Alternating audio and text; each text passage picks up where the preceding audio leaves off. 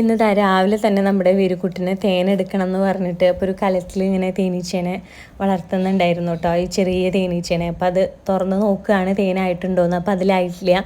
പിന്നെ അതൊരു ടൈലിൻ്റെ പിന്നിലും ഇങ്ങനെ കൂടാക്കിയിട്ട് തേനീച്ചേനെ വളർത്തുന്നുണ്ടായിരുന്നു കേട്ടോ. അപ്പോൾ അതും തുറന്ന് നോക്കിയപ്പോൾ തേന ഇതിലൊന്നും ആയിട്ടില്ല. അപ്പോൾ നമ്മുടെ വീരുക്കുട്ടിന് ഭയങ്കര വിഷമമായി. അപ്പോൾ കഴിഞ്ഞ വർഷത്തെ അതിന് മുന്നത്തെ വർഷത്തെയാണ് കേട്ടോ എടുത്ത് വെച്ചിരുന്ന തേനുണ്ടായിരുന്നു. അപ്പോൾ അത് കൊടുത്തപ്പോൾ ആൾ ഹാപ്പിയായി. അപ്പോഴാണ് ഒരു സമാധാനമായത് കേട്ടോ. അങ്ങനെ തേനൊക്കെ കുടിച്ച് കഴിഞ്ഞിട്ട് ഞങ്ങളിതാ പുറത്തേക്ക് ഇറങ്ങിയിരിക്കുകയാണ്. ചായ കുടിക്കാൻ വേണ്ടിയിട്ടാണ് കേട്ടോ. ചായ കുടിക്കാൻ വേണ്ടി മാത്രമല്ല, നമ്മുടെ കൂടെ മുത്തശ്ശിയും പോന്നിട്ടുണ്ട്. മുത്തശ്ശിക്ക് മറ്റേ പെൻഷൻ്റെ മാസ്റ്ററിങ്ങിന് വേണ്ടിയിട്ടാണ് കേട്ടോ. അപ്പോൾ അവിടെ ചെന്നിട്ട് മുത്തശ്ശീനെ അതിന് വേണ്ടിയിട്ട് ആക്കി കൊടുക്കുകയാണ്. മാസ്റ്ററിങ് ഒക്കെ വേഗം കഴിഞ്ഞു.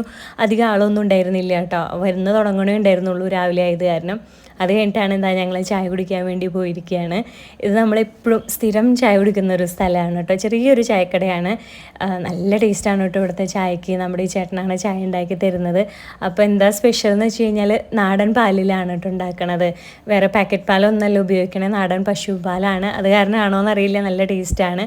പിന്നെ അവിടെ കടികളായിട്ട് എപ്പോഴും ബോണ്ടയും പരിപ്പുവടയും പഴംപൊരി ആയിരിക്കും കേട്ടോ. അത് മൂന്നും നല്ല ടേസ്റ്റാണ്. അപ്പോൾ നമ്മളെപ്പോഴും സ്ഥിരം വാങ്ങുന്നത് ബോണ്ടയാണ്, പിന്നെ പരിപ്പുവട കേട്ടോ. അതിൽ ബോണ്ട നല്ല ടേസ്റ്റാണ്. വേറെ എവിടെ നിന്ന് കഴിച്ചിട്ടും ആ ഒരു ടേസ്റ്റ് കിട്ടിയിട്ടില്ല. അപ്പോൾ നമ്മളൊരു ബോണ്ടയും ചായയൊക്കെ കുടിച്ചിട്ട് തിരിച്ചു പോകുന്നു.